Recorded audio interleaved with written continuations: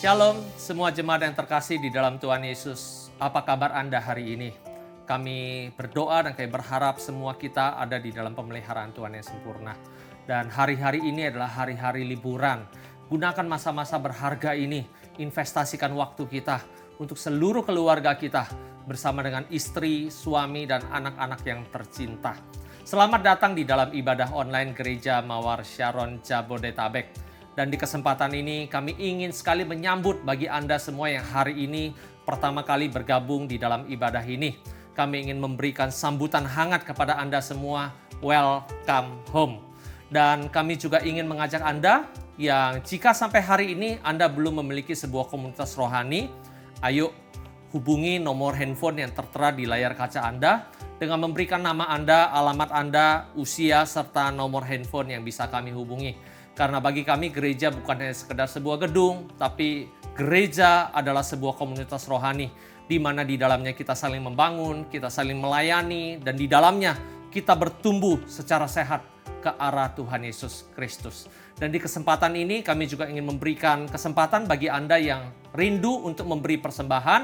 Anda bisa memberi persembahan Anda melalui nomor rekening yang tertera di layar kaca Anda atau melalui scan QR Code yang ada. Dan sekarang ayo siapkan hati kita, mari kita mulai ibadah pada hari ini dengan berdoa bersama-sama. Tuhan Yesus yang baik, kami bersyukur hari ini kami bisa menikmati semua kebaikan Tuhan di dalam hidup kami. Apapun yang terjadi di dalam hidup kami, satu hal yang kami tahu dan satu hal yang kami percaya, Tuhan Yesus tetap baik di dalam hidup kami.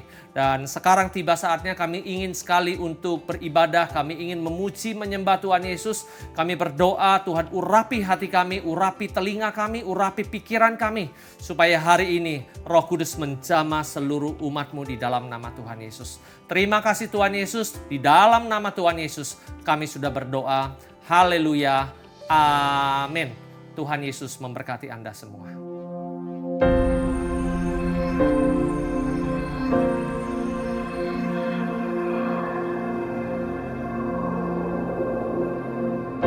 Orang yang suka memuji akan kuat roh doanya. Orang yang berdoa pasti berakhir memuji. Karena Allah bertata di atas pujian. Siapa memuji, Allah mengatasi hidupnya.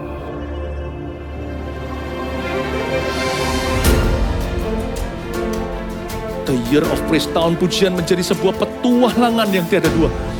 Menjadi sebuah pelajaran hidup yang langsung dari Kristus. Menjadi sebuah pengalaman yang indah. Waktu kita memuji Tuhan, seluruh kerajaan itu berdiri di sampingmu. Waktu kita memuji seluruh kerajaan Allah, dan kereta-keretanya yang tidak kelihatan berkuda dan berapi-api itu berada di kanan kiri. Semakin fisik kita lemah, roh kita semakin memuji Tuhan. Semakin jasmani kita terbatas, semakin rohani kita tidak boleh dibatasi.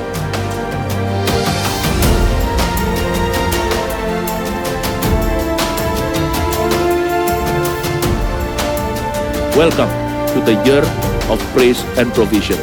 Mari kita mengizinkan Tuhan merajut rancangan yang belum pernah kita bayangkan.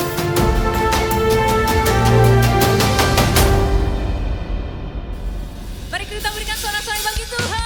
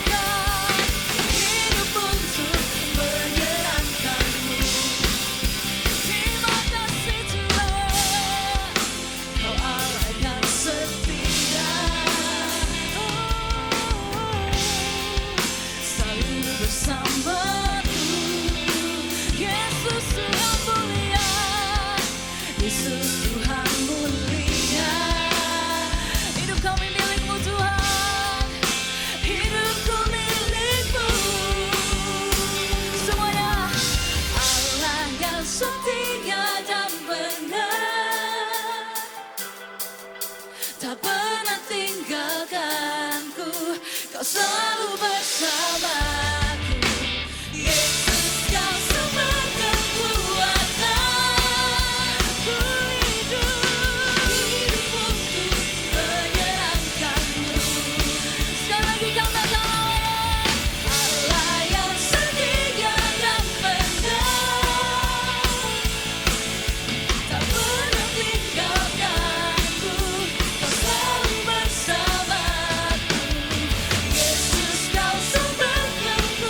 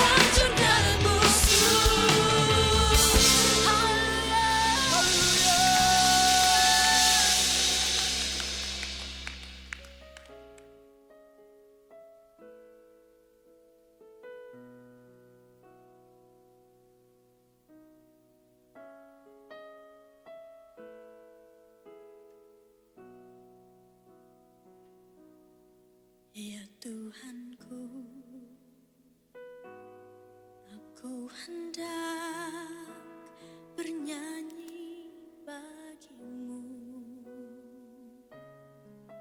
selama ku hidup. Ya Allahku,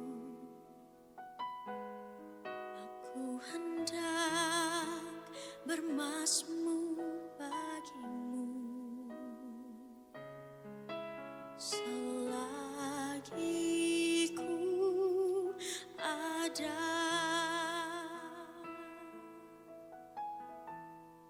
Inilah yang ku renungkan setiap waktu. Nyanyian pujian dan pengagungan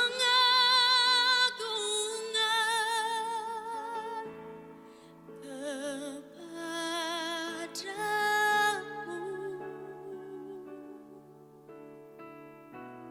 Biarlah manis kau dengar Tuhan, manis kau dengar Tuhan.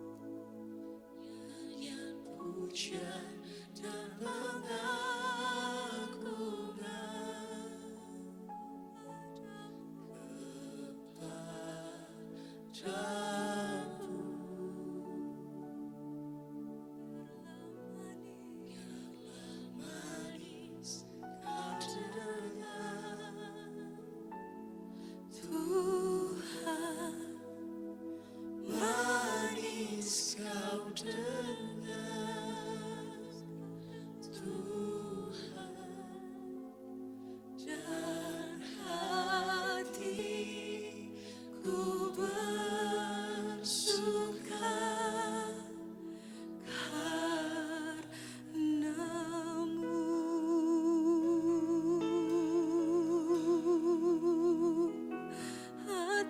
kami bersuka karena Engkau Tuhan.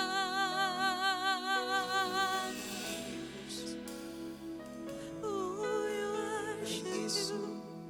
Oh, we worship you, Lord.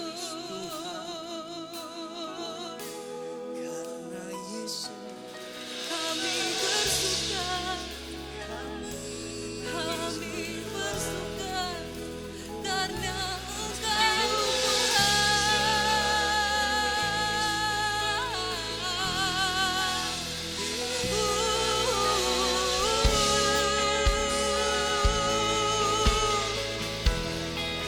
Lift up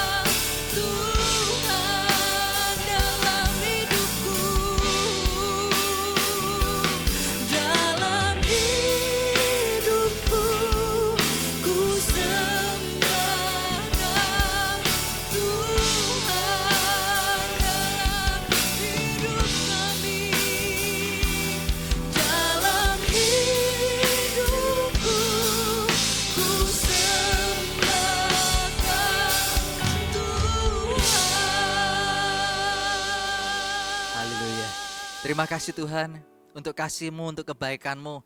Kalau hari ini kami dapat bertemu dengan-Mu, itu suatu anugerah dan kesempatan. Tolong kami untuk menghargai dan tidak menyia-nyiakannya. Roh Kudus, terangi pikiran kami supaya jalan-Mu di depan kami menjadi terlihat dan kami bisa menempuhnya sehingga kami menuju semakin dekat dengan Bapa, mengalami transformasi hidup seperti yang Tuhan inginkan. Kami menyambut kebenaran firman-Mu dengan penuh sukacita, biar setiap firman yang dibagikan bertumbuh dan menghasilkan buah. Terima kasih Tuhan, dalam nama Yesus kami berdoa dan bersyukur. Amin. Shalom saudara, apa kabarnya? Saya sungguh bersukacita pada kesempatan hari ini dapat menyapa Anda dan menyampaikan kebenaran firman Tuhan. Nah, pada kesempatan hari ini kita akan belajar tentang firman Tuhan, memperhatikan tentang sebuah sikap yang bagi saya ini sikap yang bahaya. Bahaya karena merugikan orang lain, memanfaatkan orang lain demi kepentingannya sendiri sebab dia berfokus pada diri sendiri. Itu yang saya menjadi dasar mengapa saya berkata itu bahaya. Saya berkata sikap ini berbahaya juga oleh karena terkadang orang yang menjadi korbannya tidak menyadari bahwa dia menjadi korban itu. Lebih jauh lagi terkadang kalau dia tahu bahwa ini ternyata orang yang bersikap buruk, bersikap jelek, bahaya ini. Tapi orang yang menyadari tidak tahu bagaimana harus menghandle-nya, itu juga bahaya. Jadi sikap ini beresiko sekali jika orang memiliki. Sikap seperti apa? Mari tak berlama-lama, kita langsung buka saja ayatnya. Di dalam kitab Kisah Para Rasul pasal 24, ayat yang ke-24 sampai ayat yang ke-27. Saya bacakan demikian firman Tuhan. Dan setelah beberapa hari datanglah Felix. Siapa Felix saudara? Felix itu adalah gubernur Roma. Gubernur yang ditunjuk oleh pemerintahan Roma saat itu untuk memimpin wilayah Yudea. Nah, Felix ini bersama-sama dengan istrinya Drusilla, seorang Yahudi. Ia menyuruh memanggil Paulus, lalu mendengar daripadanya tentang kepercayaan kepada Yesus Kristus. Tetapi ketika Paulus berbicara tentang kebenaran, tentang penguasaan diri, dan tentang penghakiman yang akan datang, Felix menjadi takut. Wah, saudara, kebenaran, penguasaan diri, penghakiman yang akan datang itu 3 materi yang akan menjadi horor bagi seorang pejabat korup. Hari itu Felix ternyata mendengarnya. Dan bukan hanya mendengar, ia bereaksi dengan takut. Dalam terjemahan yang lain bukan hanya disebut takut, tapi ketakutan. Hatinya berguncang karena apa yang disampaikan benar-benar menusuk dirinya. Felix berkata, cukuplah dahulu dan pergilah sekarang. Apabila ada kesempatan baik, aku akan menyuruh memanggil engkau. Nah, ini menarik saudara, sebab statement yang dikeluarkan meskipun dia ketakutan bisa statement diplomatis. Sehingga orang tak menyadari bahwa Felix dalam kondisi yang penuh dengan rasa takut. Perkataan di ayat yang kelima ini ternyata menjadi perpisahan yang hanya sementara. Sebab tak lama kemudian akan berjumpa pula antara Felix dengan Paulus. Ayat yang ke-26 kita akan lanjutkan dan ini lebih menarik lagi. Sementara itu Felix berharap bahwa Paulus akan memberikan uang kepadanya. Karena itu ia sering memanggilnya untuk bercakap-cakap dengan dia. Nah, ini menarik sekali. Ternyata di balik udang, di balik batu ada udang. Di balik Felix seringkali panggil Paulus untuk berbincang, ternyata ada maksud uang suap yang ia harapkan. Bukan murni ingin mendapatkan pengajaran tentang Tuhan Yesus nyatanya. Nah, saudara, motivasi ini tersembunyi di hati Felix. Ayat 25 dan ke-26 kita kalau cermati, menarik juga oleh karena jika di ayat ke-25 dikatakan Felix itu takut, ketakutan. Tetapi anehnya meskipun ketakutan ia sering panggil Paulus dan berbincang. Apa yang menjadi pelajaran dalam hal ini? Pelajarannya adalah di dalam kehidupan kita pernah nggak pada saat kita mendengarkan firman Tuhan, pada saat kita terima nasihat dari orang, hati kita itu terketuk. Dan kita mulai sadar, oh iya ya, yang disampaikan itu tentang aku. Aku perlu berubah, saya perlu meninggalkan sifat lama ini. Kesadaran itu mulai muncul seperti rasa takut di dalam hati Felix. Mulai mengetuk. Tujuannya adalah untuk mengarahkan kepada jalur yang benar, yaitu di dalam Tuhan. Tetapi jika melihat dari pengalaman Felix, ternyata rasa takut yang ia miliki, dan itu rasa takut yang perlu dilanjutkan kepada pertobatan. Rasa takut ini bisa bergeser oleh karena hal suap. Dalam kehidupan kita bisa memiliki hati yang terketuk, tapi jika kita tidak mengawal hati kita untuk lanjut masuk dalam perubahan yang nyata, keinginan untuk berubah bisa menjadi sirna. Hanya sementara kita punya, tetapi kedagingan akhirnya muncul dan menguasai. Tidak heran firman Tuhan, Yesus berkata memberi nasihat kepada kita, kalau benih itu bisa jatuh ke tanah hati pinggir jalan, ke tanah hati semak-semak dan tanah berbatu. Tapi ada yang jatuh ke tanah hati yang subur. Bapak, Ibu, Saudara sekalian, mari kalau firman Tuhan ternyata mengetok hati kita, jagai firman itu. Hati kita mari jadikan subur. Secara sengaja catatlah firman yang kita ingat, yang menegur kita. Itu bentuk kasih sayang Tuhan kepada kita karena beliau menunjukkan arah yang benar untuk kita tempuh dan menjadi lebih baik dari sebelumnya, menjadi berkenan kepada Bapa. Kawal hati kita yang sedang diketuk itu. Jangan biarkan sirna ketokan itu oleh karena terhempas oleh kedagingan dan maksud yang lainnya. Cepat-cepat ditulis, cepat-cepat datang kepada Tuhan. Tuhan, aku tahu aku diketuk oleh firman-Mu. Tolong saya. Datang kepada Tuhan. Biar firman Tuhan yang menjadi investasi Bapa kerajaan surga dalam kehidupan kita tak menjadi sia-sia. Amin. Oke, mari kita lanjut di ayat yang ke-27. Tetapi sesudah genap 2 tahun, Felix digantikan oleh Perkius Festus. Dan perhatikan nih, untuk mengambil hati orang Yahudi, ia membiarkan Paulus tetap dalam penjara. Nah saudara, ternyata pada saat mereka berjumpa untuk pertama kalinya, sampai akhirnya Felix meninggalkan Paulus, 2 tahun loh. Proses selama 2 tahun ini, jika saya hitung misalnya, sebulan 2-3 kali Felix ini memanggil Paulus untuk berbincang dan mendapat celah, bukan untuk mendengar Injil tetapi mendapat uang suap. Itu kalau dikali 2 tahun, 2-3 kali berarti dalam 2 tahun itu bisa 48-72 kali Felix bertemu dengan Paulus. Tapi meskipun sekian banyak perjumpaan, hati Felix tak berubah. Yang kedua, Felix tak mendapatkan apa yang ia harapkan, uang suap. Setelah itu, tak heran dia mengambil hati orang Yahudi dengan perpindahannya membiarkan Paulus tetap ada di dalam penjara. Dari hal ini apa yang bisa kita pelajari? Kita bisa belajar begini saudara. Felix ini punya prinsip slowly but sure. Pelan-pelan tapi pasti.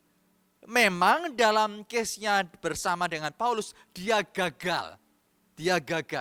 Tapi perhatikan, pada saat dia gagal dapat suap dari Paulus, ia tidak menjadi dendam, lalu menghabisi Paulus dengan cara bekerja sama dengan imam-imam kepala dan orang Yahudi yang ingin melihat kematiannya Paulus. Tidak, itu tidak dilakukan. Yang dilakukan oleh Felix adalah mengambil hati orang Yahudi, membiarkan Paulus tetap hidup tapi di penjara. Pelajaran apa yang kita bisa petik? Yang kita bisa petik adalah slowly but sure, pelan tapi pasti, itu ternyata tidak hanya dikerjakan oleh orang baik yang mau sabar. Orang jahat itu juga bisa sabar untuk mendapatkan apa yang ia inginkan. Karena itu jika Anda berkata, saya anak Tuhan, kesabaran saya ada batasnya. Saya mau berkata kepada Anda, ternyata orang jahat juga bisa sabar untuk melihat kejatuhan musuhnya. Jadi kalau kita panjang sabar, orang jahat juga bisa panjang sabar untuk mendapatkan kemauannya. Jangan kalah dengan kesabaran mereka. Bedanya kesabaran kita untuk mengharapkan yang baik, sedangkan kesabaran orang jahat untuk mendatangkan kecelakaan bagi musuh-musuhnya. Saudara, orang itu bisa sedemikian rupa sabar untuk melihat kejatuhan musuh. Kita seringkali tidak bisa sabar untuk menantikan perubahan hidup orang-orang. Kita kapok, kita menyerah, tapi hari ini yuk bersama-sama dari pelajaran yang ada, kita jangan gagal untuk bersabar dan mengharapkan yang baik. Jangan gagal melawan kejahatan. Yang lain kita juga bisa pelajari bahwa Felix ini gampang move on. Dia gagal setelah berjuang begitu rupa mendapatkan suap dari Paulus. Dia dipindah, dia tahu ada goal yang lebih besar. Dia move on, tinggalkan Paulus, cari target baru. Saudara, dalam kehidupan kita seringkali sulit move on ya. Pada saat kita gagal, kita seringkali tengok ke belakang dan selalu menyesal. Jika orang jahat saja bisa untuk melakukan move on dan melihat keuntungan bagi dirinya di depan lebih besar. Mari selain lebih panjang sabar, tidak kalah dengan kejahatan, mari bersama-sama pula kita melihat bahwa kita anak-anak Tuhan, harapan di depan itu sudah pasti bukan isapan jempol semata-mata. Sabar dalam kesukaran, bertekunlah dalam doa, bersukacitalah dalam pengharapan. Jangan takut sebab di dalam Tuhan harapan itu tidak mengecewakan. Nah, kesimpulan apa yang saya mau tarik dari pelajaran Felix ini? Yang pertama saudara, semua bentuk kejahatan itu dosa. Semua bentuk kejahatan secara hukum itu diperhitungkan. Yang kedua, ada satu tindak jahat yang lebih sulit dijerat. Oleh karena orang melakukannya secara halus dan korbannya terkadang tidak merasakannya. Dan ini yang tadi saya singgung di depan, sikap yang bahaya, perbuatan yang bahaya, yaitu manipulasi. Memanipulasi orang itu jahat, saudara. Memanipulasi orang itu mengerikan. Itu berarti memanfaatkan orang, memperalat orang, bahkan mengorbankan orang lain demi ia mendapatkan yang diinginkan. Itu ngeri sekali. Tapi Paulus gagal diperdaya. Paulus gagal diperalat. Paulus gagal dimanipulasi. Kenapa bisa? Nah, nanti kita mau simak dan perhatikan prinsip hidup Paulus. Tapi sebelumnya saya ingin kita melihat bersama-sama sebetulnya manipulasi itu apa? Manipulasi adalah cara yang dilakukan seseorang atau cara yang dilakukan oleh manipulator untuk mempengaruhi emosi dan mempengaruhi mental orang lain. Sehingga manipulator ini bisa mengendalikan orang lain seperti yang ia inginkan, seperti yang ia maui. Kata kunci untuk seorang manipulator adalah keinginanku, kesenanganku, keselamatanku, kenyamananku, semuanya serba aku, dan tidak ada orang lain di sana yang boleh menikmati setara dengan dia. Karena orang lain hanyalah sarana. Ngeri ya saudara. Lebih jauh lagi, ada 3 macam manipulator. 3 jenis, 3 kategori. Yang pertama, manipulator guru saya sebutnya. Yaitu seorang manipulator yang memiliki kata kunci, ini demi kebaikanmu loh.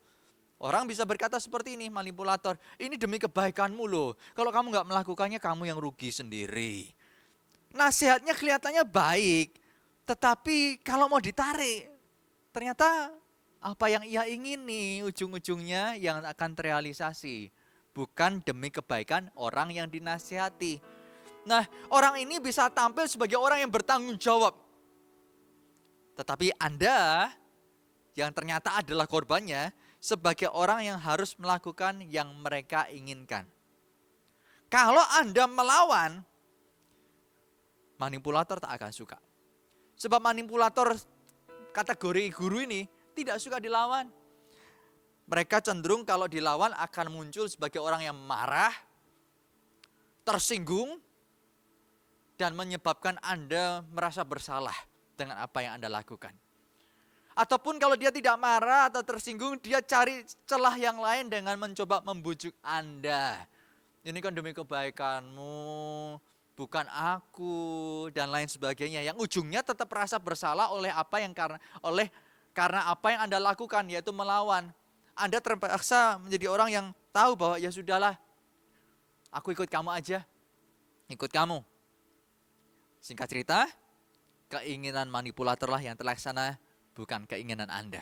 Justru Anda setelah bertemu dengannya, mencoba tegas, ujungnya rasa bersalah. Itulah liciknya manipulator. Yang kedua, manipulator juru selamat. Kata kunci untuk manipulator ini adalah hutang budi. Pernahkah Anda ditolong orang? Tentu pernah. Kita sebagai manusia tolong menolong. Tetapi orang yang disebut sebagai manipulator juru selamat ini adalah orang yang tahu menghitung budi. Hutang budi. Dan dia jika menginginkan sesuatu, belum tentu dia di masa sukar, tetapi dia menginginkan sesuatu saja, tetapi pada saat dia datang kepada Anda tidak siap untuk membantunya, karena kesusahan ataupun Anda sendiri sedang dalam kebutuhan, Anda bisa menemukan manipulator ini berkata, kamu lupa ya, dulu loh pernah aku bantu, waktu itu pun aku sebenarnya juga lagi susah, tapi karena kamu yang membutuhkan, aku rela loh, aku rela. Kamu gimana? Di saat seperti ini kalau aku di posisimu aku juga akan melakukan yang sama. Tetapi kenapa kamu tidak melakukan yang serupa? Rasa bersalah dimunculkan. Rasa tidak enak dimunculkan. Dengan cara membangkitkan hutang budi karena dia pernah menolong Anda. Bagi manipulator juru selamat, hutang budi oleh karena menolong Anda itu melekat selamanya. Yang ketiga, manipulator korban. Kata kuncinya adalah simpati. Hati-hati saudara.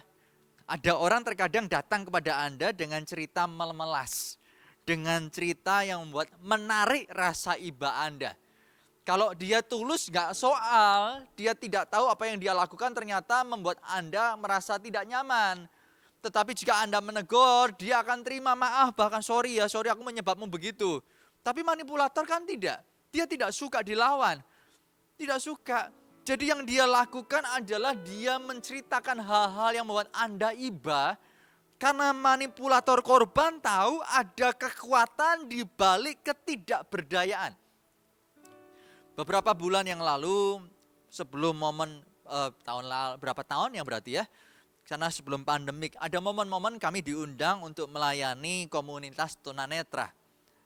Selama beberapa kali kami melayani, di momen pertama kami mengerti bahwa komunitas ini anak-anak Tuhan membutuhkan Tuhan, dan kami tergerak dari pelayanan yang ada, bukan hanya menyampaikan firman Tuhan. Kami tahu mereka pasti sudah pernah didoakan orang supaya mata melihat. Tapi kami memilih secara sengaja untuk tetap melakukannya. Dan di hari itu kami melakukannya. Setelah menyampaikan firman Tuhan kami melayani, saya dengan tim kami berdoa untuk orang-orang yang netra tersebut, tidak tunanetra tersebut. Dan kami pulang, di lain kesempatan kami melayani untuk kedua kali. Di kali kedua pendeta tunanetra ini berkata, kami baik hubungannya dan bisa ngobrol Pak. Lebih daripada secara fisik kami didoakan supaya bisa melihat meskipun kami menaikkan syukur karenanya, doakan mental kami Pak. Sebab terkadang ada orang yang sudah dalam kondisi seperti ini, keinginannya bukan sembuh. Bagi mereka menikmati atau nyaman dalam kondisi dikasihani. Sebab lebih mudah untuk meminta daripada bekerja. Karena itu yang lebih utama dari fisik, yaitu mata melihat, doakan mental kami, Pak. Nah, saya mau berkata kepada Anda, manipulator korban pun sama. Dia mengerti kuasa atau efek dari sebuah rasa iba yang ia dapatkan. Karena ia bisa mendapatkan apa yang ia mau. Ada keinginan, ada tuntutan di sana. Nah, ada 3 macam manipulator. Sekarang kita lebih jauh melihat, kira-kira nih di sekitar kita, ada nggak ya orang di sekitar Anda, orang-orang yang ternyata masih masuk tergolong manipulator ini? Saya berikan beberapa pertanyaan, Anda coba renungkan. Kalau Anda muncul nama dan lain sebagainya, puji Tuhan. Karena terkadang butuh waktu untuk Anda mengenali, ini benar nggak sih, ini benar nggak sih orangnya begini dan begitu. Anda merasa enggak, ternyata yang lain berkata ini manipulator, ini menipu kamu. Kita berkata enggak, kelihatannya orangnya baik. Seringkali korban manipulator itu baru sadar setelah dia jadi korbannya. Setelah dia diperdaya, diperalat, dan ditinggalkan. Karena tidak bisa melakukan apa-apa lagi untuk manipulator itu. Dia sadar, oh ternyata saya hanya diperalat. Terlambat dari waktu itu. Nah, coba pertanyaan-pertanyaan ini Anda ajukan dan lihat. Dan coba diskusikan dengan orang-orang yang Anda nyaman, kira-kira benar nggak sih? Atau mungkin kalau Anda belum tahu, jangan-jangan Anda yang nyaman, ternyata orang yang nyaman itu manipulatornya. Nah, bahaya. Berarti Anda bisa percaya dengan siapa? Jangan khawatir. Kita itu hidup dengan hati nurani. Dan bukan hanya hati nurani, Roh Kudus memimpin. Pada saat kita tahu ada rasa tidak damai di hati, perhatikan itu. Bahkan sebelum saya menceritakan firman Tuhan tentang manipulator ini, jika Anda bergaul ternyata hati Anda tidak damai, Anda perlu perhatikan. Anda paham? Jadi Anda jangan ketakutan, jangan-jangan yang di sekeliling Anda manipulator semua. Oh, belum tentu. Nah, saya bantu dulu deh sebelum menyampaikan beberapa pertanyaan ini, saya berikan kepada Anda beberapa hal untuk bisa membedakan nasihat dan manipulasi. Nasihat itu diberikan orang dengan tulus untuk kebaikan Anda. Itu nasihat. Yang ia pikirkan adalah kemajuan Anda. Bukan kepentingan pemberi nasihat, tetapi yang dinasihati. Dan pada saat orang memberikan nasihat, bukankah Anda tetap punya hak untuk mengikuti atau tidak? Orang yang memberi nasihat bersuka cita pada saat nasihatnya diterima. Tetapi jika nasihatnya ditolak oleh Anda, ia pun berkata, aduh kamu gak mau ya sudah. Ia menghormati keputusan Anda. Itu nasihat yang benar. Dan pemberi nasihat yang benar. Tetapi manipulasi itu adalah orang yang bisa memberi pesan yang kelihatannya benar untuk dilakukan, namun ujungnya adalah keuntungannya sendiri, bukan keuntungan Anda. Dan jika pada saat ia manipulator memberikan masukan-masukan kepada Anda menolaknya, dia akan mencoba terus memperjuangkan untuk Anda mengikuti kemauan si manipulator. Dikejar. Dia tidak suka ditolak. Dia jika ditolak, dia akan pikirkan caranya gimana Anda ujungnya bisa mengikuti keinginannya. Beda jauh kan? Antara nasihat dan manipulasi. Jadi Anda mulai screening di sekeliling Anda. Dan jika orang yang Anda benci ternyata orang yang memberi nasihat. Dan orang yang Anda kenal baik ternyata manipulasi. Kelihatannya Anda perlu melihat lebih jauh. Apakah ini hubungan yang perlu aku lanjutkan atau aku beri jarak ya? Nah, mari kita lihat aja deh. Pertanyaan apa yang perlu kita renungkan? Pertanyaan pertama, apakah dalam hubungan yang Anda punya, ada orang-orang yang terus ingin menggeser keinginan Anda dengan keinginannya? Ada enggak? Jadi ada orang-orang yang selalu pada waktu berbincang dengan Anda mengutarakan pemikiran Anda, keinginan Anda, dia meresponi. Tetapi dia memberi masukan yang ujungnya selalu keinginannya lebih baik daripada keinginan Anda. Dan kembali lagi, dia tidak bisa terima pada saat keinginannya tidak terlaksana. Dia akan coba lakukan seperti yang Felix lakukan kepada Paulus. Panggil lagi, panggil lagi, panggil lagi, sampai terrealisasi keinginan dari manipulator ini. Yang kedua, coba lihat dalam hubungan Anda. Apakah ada orang-orang yang kalau Anda konfrontasi, orang ini benar tidak nyaman, lalu karena dia tidak nyaman, dia memunculkan reaksi negatif. Baik secara fisik, secara verbal, atau secara emosi. Dia memunculkan reaksi negatif yang menyerang Anda. Saudara, kita ini hidup bersosialisasi. Kita bisa tidak cocok untuk bicara, tidak terjadi seia sekata atau musyawarah mufakat. Tetapi pada saat kita beda pendapat, bukan reaksi negatif yang diutamakan. Nah, manipulator ini reaksi negatifnya muncul karena itu melekat di dalam dirinya, tak bisa dibendung lagi. Dia bisa memaki Anda, bukan di depan lo ya. Kalau di depan itu artinya dia frontal. Tapi terkadang di belakang dia menceritakan tentang Anda. Begini dan begitu. Bahkan dia bisa mematikan karakter Anda. Itu yang bisa terjadi. Sampai keinginannya terrealisasi. Yang ketiga, coba lihat.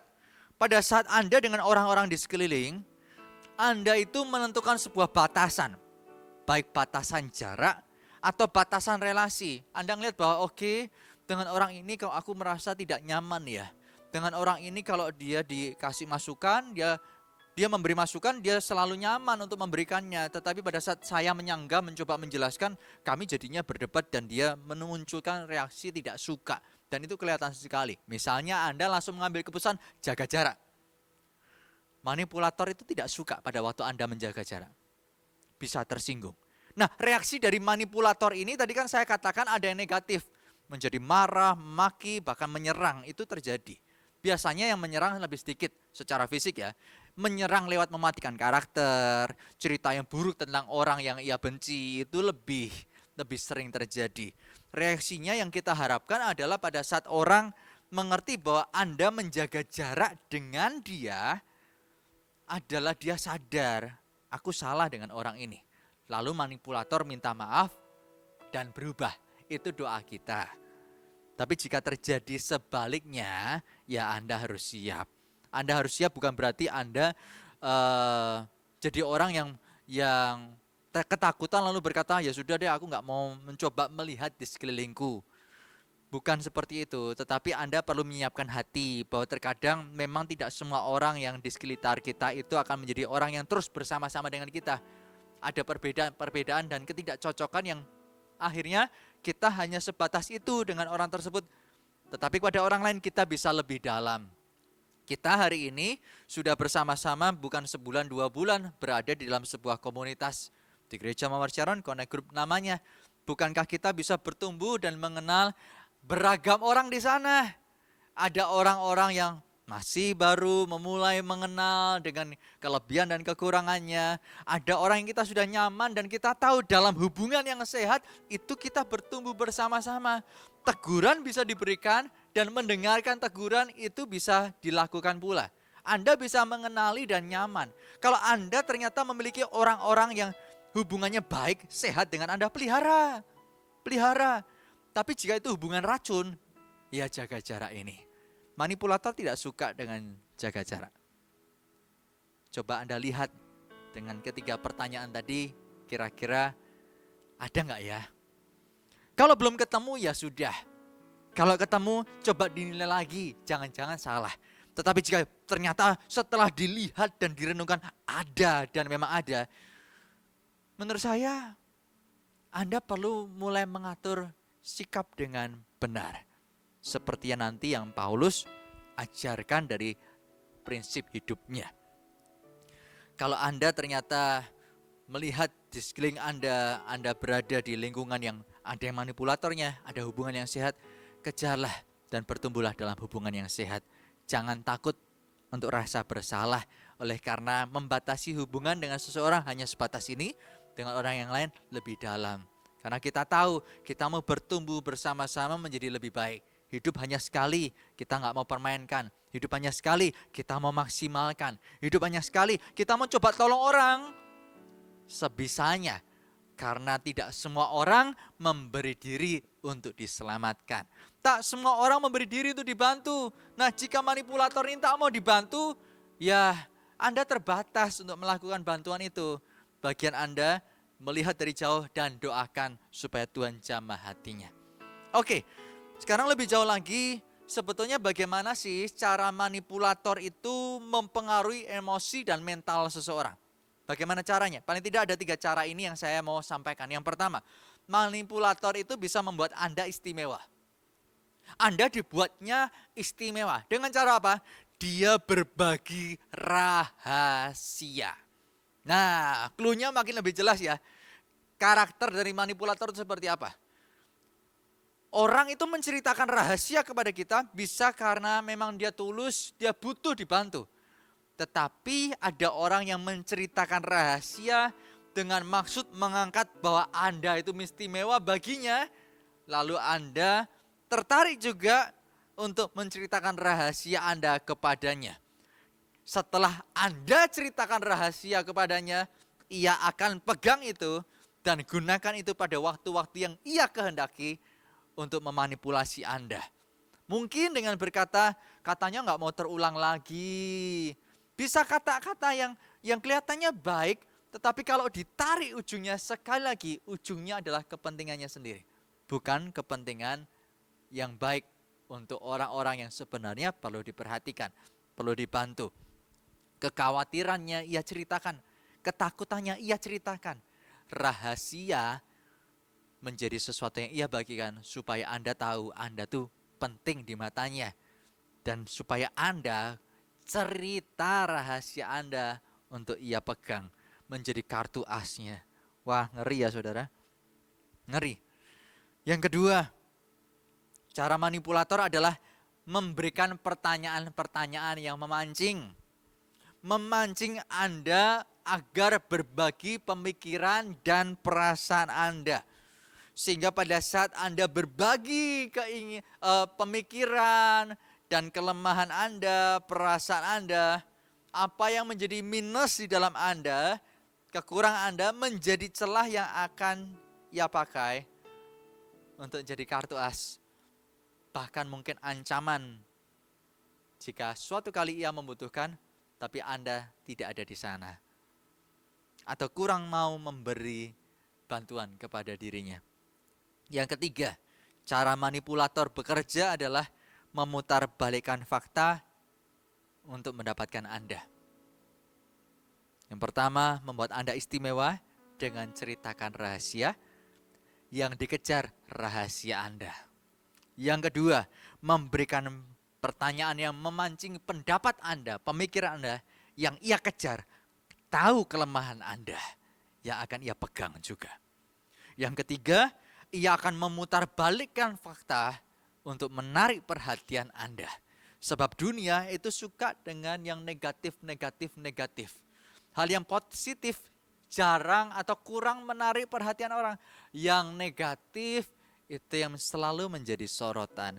Dan manipulator bisa ahli memutarbalikkan fakta dan bisa punya banyak alasan, informasi penting dan lain sebagainya. Bahkan ia tidak segan berbohong demi mendapatkan yang ia inginkan. Jika saya katakan manipulasi itu jahat, oleh karena seringkali orang yang melakukannya, hati nuraninya sudah padam untuk sesama. Bahkan manusia atau sesamanya dianggapnya sebagai sarana atau barang saja. Ngeri saudara, berurusan dengan manipulator. Karena itu jika melihat itu terjadi di tengah-tengah kita, seperti Felix yang berbuat demikian kepada Paulus, sekarang kita kembali bagaimana Paulus bisa hidup dan menang di dalam situasi yang ia punya. Mari kita melihat contoh pola yang ia terapkan yang juga kita bisa terapkan dalam kehidupan kita. Mari kita membuka Filipi pasal yang keempat, ayat 12 sampai ayat yang ke-13. Dari ayat-ayat ini ada 3 poin yang saya mau angkat. Yang pertama, Paulus itu tidak baperan. Paulus itu nggak baperan, saudara. Paulus itu tidak hidup dalam angan-angan atau perasaan semata. Dia bukan menjadi orang yang terlalu sensitif, nggak enak, dan nggak enak. Atau sungkan kepada orang. Dia juga tidak terlalu kaku dengan orang. Dari mana saya berkata itu? Ayat ke-12, saya bacakan ya. Aku tahu apa itu kekurangan. Dan aku tahu apa itu kelimpahan. Dalam segala hal dan dalam segala perkara, tidak ada sesuatu yang merupakan rahasia bagiku. Dalam hal kenyang maupun dalam hal kelaparan, baik dalam hal kelimpahan maupun dalam hal kekurangan. Paulus itu nggak baperan, hidupnya bukan berdasar perasaan. Enak nggak enak, dia nggak baperan. Dia bukan sedikit-sedikit sensitif dan tersinggungan. Kalau dia berkata, aku tahu arti kekurangan, arti kelimpahan, kelaparan, dan lain sebagainya. Itu karena dia ini menghadapi secara real kehidupan di depannya. Yang kedua, rasional. Paulus itu rasional, open-minded, terbuka untuk realita. Seperti yang tadi saya katakan, pada saat dia menghadapi realita, dia berkata, aku tahu. Namanya tuh kekurangan tuh begini. Namanya sengsara tuh begini, dia tahu. Dia pakai rasio. Dia tahu, bukan dengan perasaan-perasaan. Tapi realnya lapar itu seperti apa? Realnya kurang itu seperti apa? Dia tahu. Dia bukan feel saja, dia bukan hanya merasakan rasa-rasaan. Bukan, orang baperan itu merasa-rasa terus. Orang berkerumun, gak bicarain dia datang langsung tiba-tiba dari berbicara, orang-orang tersebut jadi diam. Dia merasa, bicarain dengan saya ya. Dia menjadi terlalu sensi. Paulus gak baperan. Itu alasannya, pada saat dia bertemu dengan orang manipulatif, dia tidak mudah diombang-ambingkan. Jika kita orang yang baperan, kita mudah dipermainkan. Sebab manipulator akan bermain dengan rasa bersalah dan intimidasi dalam kehidupan Anda. Jika Anda gampang disenggol dan menjadi orang yang muncul rasa bersalah, Anda sasaran empuk bagi manipulator itu. Yang kedua, rasional. Paulus itu terbuka untuk realita, open-minded. Dia tahu namanya hidup itu kayak apa. Dia tahu namanya hidup itu seperti apa. Bukan hanya selalu di atas. Ada kalanya kapal karam. Ada kalanya mau dihabisi hingga sekarat. Ada kalanya kesusahan. Dia tahu. Dia tidak hidup hanya dalam imajinasi. Dia tahu realita. Sehingga karena dia tahu dia matang, dia tidak terkejut saat bertemu dengan beragam jenis orang. Keberagaman jenis orang yang ia temukan termasuk jenis manipulator tak membuat dia menjadi orang yang berkata, kok dia bisa ya teganya memanfaatkan orang, teganya yang merugikan orang, padahal sudah dibantu begitu rupa, teganya enggak. Dia tahu, dia menaruh simpati kepada orang yang dirugikan oleh manipulator, tetapi dia tahu juga bersikap ada orang yang manipulator. Dan dia jelas sikapnya seperti apa. Karena dia tidak baperan, dia bisa menyikapi dengan face, dengan muka, berhadapan dengan baik dengan orang tersebut.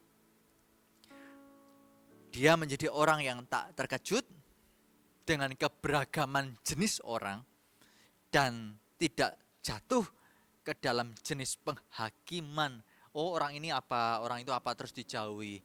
Karena dia bisa menang menyikapi keadaan. Yang ketiga, ayat yang ke-13. Segala perkara dapat kutanggung di dalam Dia. Perhatikan, di dalam Dia yang memberi kekuatan kepadaku. Di dalam Tuhan, Paulus itu bisa menanggung segala sesuatu. Di dalam Tuhan, artinya Tuhan itu menjadi sumber ukuran atau input yang benar. Dan ini poin yang ketiga. Paulus punya sumber input yang tepat dan benar. Yaitu pribadi Tuhan. Pribadi Tuhan tidak bisa kita jamah, tetapi Alkitab bisa kita pegang. Tuhan kelihatannya abstrak karena kita tidak bisa menjamahnya. Tapi dia ada. Dia seorang pribadi. Alkitab yang secara fisik bahkan bisa kita pegang. Kita bisa rasakan. Dan Paulus hidup dengan firman Tuhan. Dengan firman Tuhan yang ia punya. Ia baca. Ia renungkan. Ia hidup di dalamnya. Menjadi pelakunya. Sehingga cara berpikirnya dibentuk sesuai dengan apa yang ia baca. Yang menjadi inputnya. Cara berpikir firman. Karena firmanlah yang membuat berdaya cipta dunia ini. Firman pula yang membuat dia memiliki cara berpikir surgawi. Tak menjadi mudah tersinggung di sana sini. Paulus jelas pada saat dia bertemu dengan orang yang manipulatif. Yang pertama, dia tidak baperan. Sehingga celah perasaan. Bukan berarti dia tidak berperasaan, dia punya perasaan, dia punya hati, bahkan dia punya kasih, dia mengajarkan kasih pula. Tapi minimal dengan dia tidak baperan, pintu perasaan yang salah untuk dimanipulasi sudah tertutup. Yang kedua, dia menjadi open minded orangnya, rasional, terbuka untuk realita. Dia tahu itu, dia tahu. Karena itu pada saat dia bertemu dengan orang, dia tidak menjadi orang yang mudah menghakimi, tetapi dia tahu, oh ternyata si A karakternya begini. Oh, si A ini memang orang yang negatif, cara pandangnya di area begini. Ya sudah, kalau dia cara pandangnya negatif, bagaimana aku bisa melengkapi ya? Bagaimana aku bisa tolong dia supaya cara pandang negatif bisa berubah menjadi positif. Cara pandang yang benar maksudnya. Itulah alasannya jika Paulus nanti di poin yang keempat, kita bisa temukan memanfaatkan setiap kesempatan pada saat bertemu dengan Felix, juga beritakan Injil. Paulus tidak goyah oleh manipulator, tapi justru dia memanfaatkan apa yang dia punya, kelebihan yang dia punya, wawasan surga, cara berpikir sesuai dengan firman Tuhan yang terbentuk oleh karena dia akrab dengan Alkitab, dengan kitab-kitab Tuhan. Sehingga dia bisa melengkapi orang yang kurang, supaya upgrade hidupnya. Dan menurut saya suatu hal yang luar biasa jika kita bisa satu kali bertemu dengan Paulus dan berbincang dengannya. Jika saat ini kita mendengar dari pengajarannya, wow, hebat sekali nih orang. Suatu kali nanti ya di surga sana kita akan bisa berbincang. Yang keempat, kenapa Paulus itu menjadi orang yang susah dimanipulasi? Karena pintu-pintu yang ditutup untuk manipulator. Yang keempat adalah dengan dia tahu yang dia mau. Pada saat dia bertemu dengan Felix, dia tahu yang dia mau. Filipi pula, pasal pertama ayat 15-19 berkata, ada orang yang memberitakan Kristus karena dengki dan perselisihan. Tetapi ada pula yang memberitakannya dengan maksud baik. Mereka itu memberitakan Kristus karena kasih. Sebab mereka tahu bahwa aku ada di sini untuk memberitakan Injil. Tetapi yang lain karena kepentingan sendiri dan maksud yang tidak ikhlas. Sangkanya dengan demikian mereka memperberat bebanku dalam penjara. Ayat 18. Tetapi tidak mengapa, sebab bagaimanapun juga Kristus diberitakan, baik dengan maksud palsu maupun yang jujur. Tentang hal itu aku bersuka cita dan aku akan tetap bersuka cita karena aku tahu bahwa kesudahan semuanya ini ialah keselamatanku oleh doamu dan pertolongan Roh Yesus Kristus. Paulus mengenal banyak orang, mengetahui belajar dari keanekaragaman orang-orang dengan tipe-tipenya. Karena wawasan surga ia punya dan pikiran firman ia miliki membentuk dirinya. Dia pun tumbuh sebagai orang yang kuat di dalam Tuhan, sehingga hatinya bukan menjadi licik pada saat melihat kelemahan orang, tetapi menjadi orang yang bisa melengkapi kelemahan itu dengan kelebihan yang ia dapat dari Tuhan. Pada saat dia bertemu dengan Felix dalam setiap kesempatan, ia tidak akan abaikan untuk berbicara tentang Kristus, sebab belum tentu di situ hanya Felix saja seorang yang mendengar berita pengajaran ataupun materi-materi kebenaran, penghakiman yang akan datang, dan materi lain tentang Injil yang perlu Felix dengar. Memang selanjutnya keputusan orang yang mendengar akan seperti apa. Bagian Paulus melakukan bagiannya. Bapak Ibu Saudara sekalian, sekali lagi saya ingin mengingatkan, manipulasi adalah sebuah kejahatan. Dan itu membahayakan orang, merugikan orang. Jika Anda sadar ternyata Anda orang yang demikian, memanfaatkan orang demi kepentingan sendiri, ingat, apa yang Anda tabur pasti Anda tuai. Anda tabur angin, akan tuai badai pada waktunya nanti. Itu hukum alam, hukum yang sudah pasti. Karena itu jika itu Anda, mari berbenah. Jangan biarkan seperti Felix yang jadi pelajaran kita tadi. Pada saat hatinya diketuk, tergeser oleh karena kedagingan. Merasa gak mau berubah dan lain sebagainya. Jangan. Kalau hati Anda terketuk, kawal benih itu. Sepetan segera datang kepada Tuhan. Tuhan ampuni aku, Tuhan ampuni aku. Bereskan hidupku. Minta orang lain berkata di dalam connect group. Atau Anda kalau belum punya connect group komunitas rohani, hubungi kami. Dan berkata tolong bimbing aku ke jalan Tuhan. Ke jalan Tuhan Yesus, tolong bimbing aku. Dan kami akan bimbing Anda. Dan jika Anda ternyata adalah orang yang ternyata pada saat tadi mendengar, menimbang-nimbang, mungkin Anda terbersit nama-nama tertentu orang di sekitar Anda baru mencoba mengenali. Jangan lalu buat penghakiman, langsung ini manipulator, jangan. Coba Anda uji dulu. Dengan coba apa? Coba tadi, kalau Anda menolak apa yang ia sarankan, terima enggak? Atau marah-marah? Atau Anda jaga jarak, tersinggung begitu rupa, atau justru menghargai Anda dan privasi Anda? Kalau Anda hidup berbeda kemauan dan arah dengan dia bisa terima atau enggak? Anda perlu uji. Apa yang saya bagikan ini uji dalam kehidupan sehari-hari. Tapi ingat, meskipun ada orang yang memanfaatkan, orang yang tulus juga banyak. Jika Anda melihat orang-orang yang tulus dan Anda ternyata jauh, karena bagi Anda orang yang tulus itu enggak menarik, topiknya enggak menarik. Saya dorong Anda, tak kenal maka tak sayang. Anda tahu dari kemasannya, belum tentu tahu dalamnya. Kuburan bagus dari luar, dalamnya kerangka saja. Anda akrab dengan seseorang, ternyata manipulator. Bukankah itu sangat menyedihkan dan mengecewakan? Karena itu hari ini belajar jangan nilai orang dari casingnya, dari luarnya. Tapi nilai orang dari apa yang dalam hatinya, perilakunya, buah hidupnya. Dari apakah ia menghargai Anda atau tidak, dan lain sebagainya. Saya dorong Anda dan saya, mari kita bersama-sama bertumbuh di dalam Tuhan dan bertumbuh di dalam berhubungan dengan orang-orang. Jangan menjadi korban yang akhirnya kita menjadi sedih, kita merana dan menyalahkan Tuhan. Padahal Tuhan sudah berkata, aku mengutusmu seperti domba di tengah-tengah serigala. Mari menjadi orang yang tulus seperti merpati, tetapi cerdik seperti ular. Menjadi murid Kristus yang matang. Mari kita akan datang kepada Tuhan di dalam doa. Terima kasih Tuhan. Ku memilih untuk senangkan-Mu. Ku memilih untuk tetap dekat-Mu.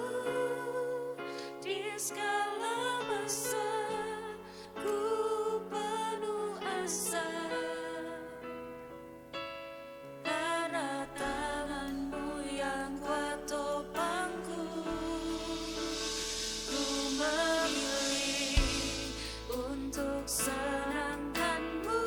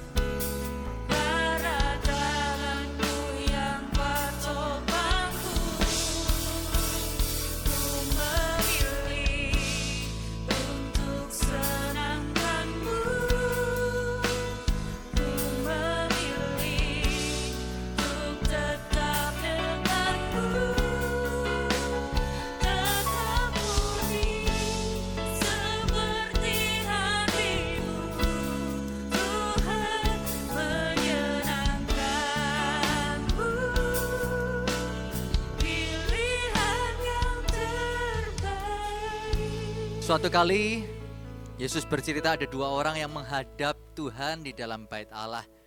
Yang seorang maju ke depan mengangkat tangan dan berkata, Tuhan, aku bersyukur untuk semua yang aku punya. Aku hidup sungguh denganmu dan berpuasa begitu rupa. Aku melakukan firman-Mu. Tak seperti orang yang di belakang yang menjauh dan jahat tingkah lakunya. Orang ini selesai berdoa, dia meninggalkan ibadah. Berbeda dengan yang di belakang yang ia tunjuk. Yang di belakang ia bersujud merendahkan hati dan menyadari aku tak layak di hadapan Tuhan. Oleh karena hidup dan semua yang aku lakukan banyak dosa dan kesalahan. Tapi aku mohon berkenan kepadaku ya Tuhan.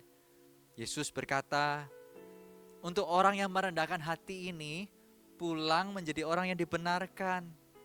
Saya mau mengingatkan Anda pada saat mendengar firman Tuhan, mari bersama-sama kita menjadi orang juga, saya juga sebagai penerima. Saya menyampaikan firman, telinga saya juga mendengar.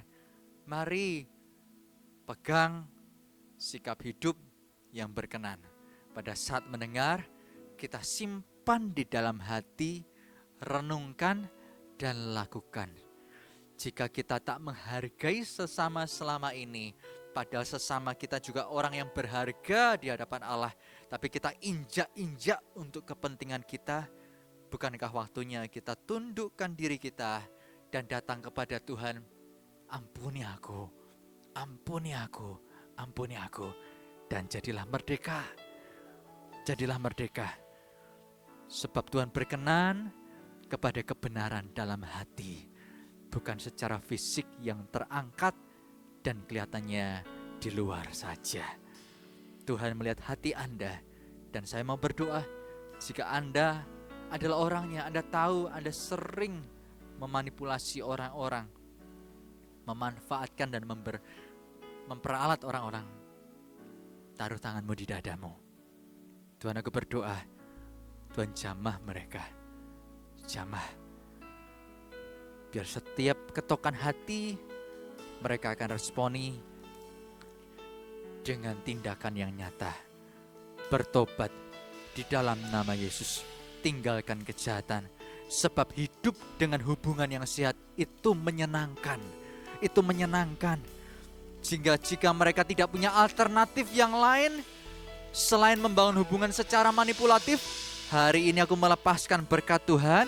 Tolong saudara-saudaraku ini Tuhan, masuk dalam lingkungan hubungan yang sehat dan berikan kesempatan bertumbuh merasakan kasih yang murni, kasih yang apa adanya dalam kehidupan mereka, sehingga mereka yang ingin berubah bertemu dengan kekuatan baru dalam lingkungan orang benar yang menerima mereka apa adanya. Sebelum lingkungan orang benar, biar mereka merasakan betapa Tuhan mengasihi mereka.